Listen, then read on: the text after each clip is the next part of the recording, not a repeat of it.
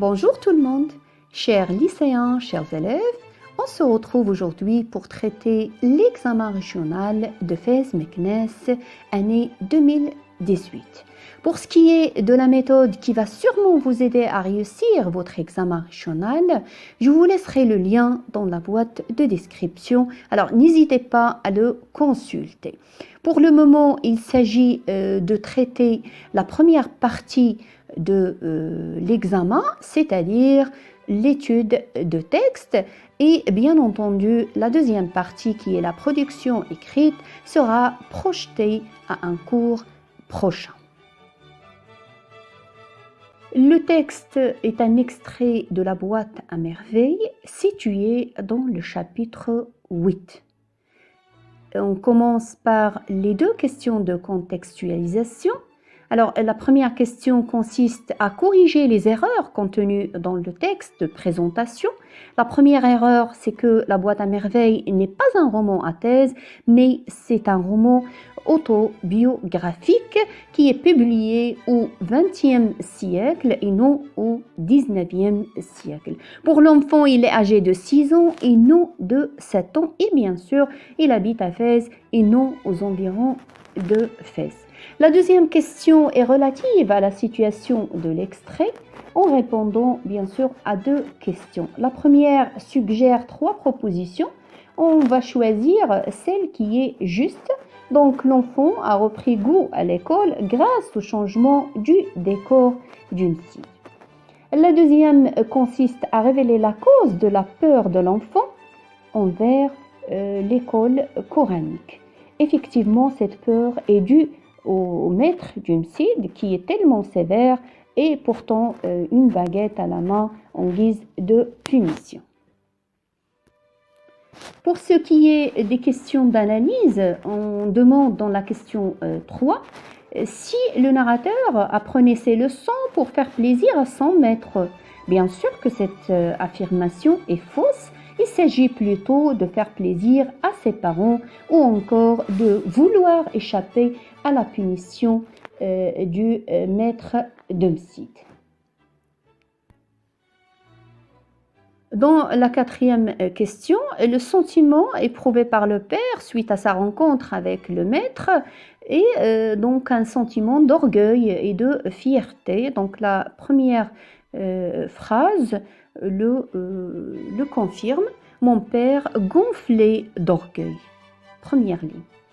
La figure de style qui met en valeur ce sentiment est celle de l'hyperbole qui consiste ici à exagérer l'expression à l'aide de l'adjectif gonflé qui marque un dépassement des limites et des bornes.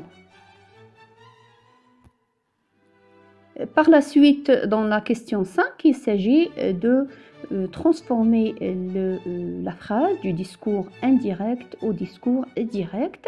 Donc, il s'agit ici d'effectuer les changements nécessaires, tels les temps verbaux, puisque ici, le verbe introducteur, remarquez-le, il est au plus que parfait, c'est-à-dire un temps du passé. Il s'agit aussi de changer l'adjectif possessif sans, qui va bien sûr devenir temps puisque c'est le maître du Msid qui s'adresse au père en lui parlant de son fils. L'imparfait changera en présent et le conditionnel présent en futur. Pour la conjonction qui introduit la condition, c'est-à-dire si, il va rester tel qu'elle est. Alors le frère avait assuré au père, si ton fils continue à travailler avec autant de cœur et d'enthousiasme, il deviendra un jour un savant. Concernant la 6e question, donc quelle image le mot savant évoque ou bien évoquait-il pour le narrateur?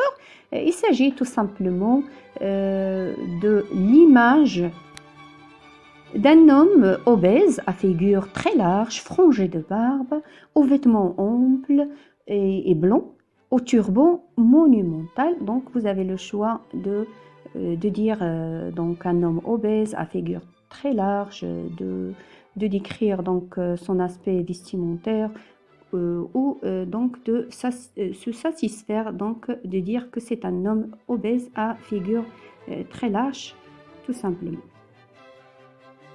Dans la question B, on vous pose la question, cette image est présentée de manière valorisante ou dévalorisante.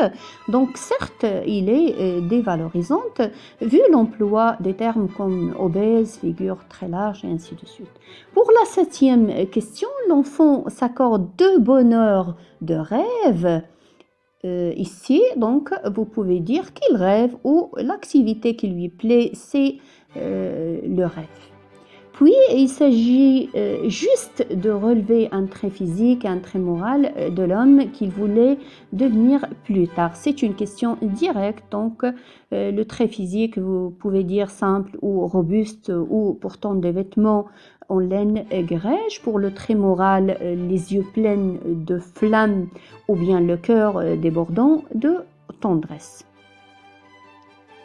Finalement, pour les questions d'opinion, la première vise à préciser si l'enfant avait raison ou non de faire semblant d'apprendre ses leçons l'après-midi.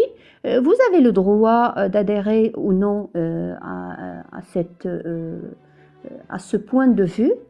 En justifiant bien sûr par un argument convenable. Vous pouvez dire à mon avis ou selon moi ou je pense, je crois que l'enfant avait raison de faire semblant d'apprendre ses leçons car il veut faire plaisir à ses parents tout court.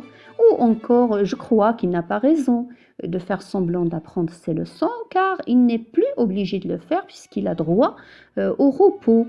Donc c'est à vous de voir comment donc répondre, mais l'essentiel c'est d'introduire par un terme qui exprime l'opinion et puis un argument pour justifier votre point de vue. Pour la deuxième question d'opinion, donc aussi vous avez le droit de dire je préfère préparer aux examens seul et bien sûr vous justifiez, vous pouvez dire pour garantir plus de concentration afin de pouvoir obtenir les meilleures notes ou encore vous pouvez dire j'opte pour une préparation en groupe afin de remédier à mes lacunes, afin d'améliorer mes compétences ou bien afin de partager aussi donc mes compétences avec les membres de mon groupe. Voilà. Donc voilà pour la correction de l'examen régional. Merci et à la prochaine.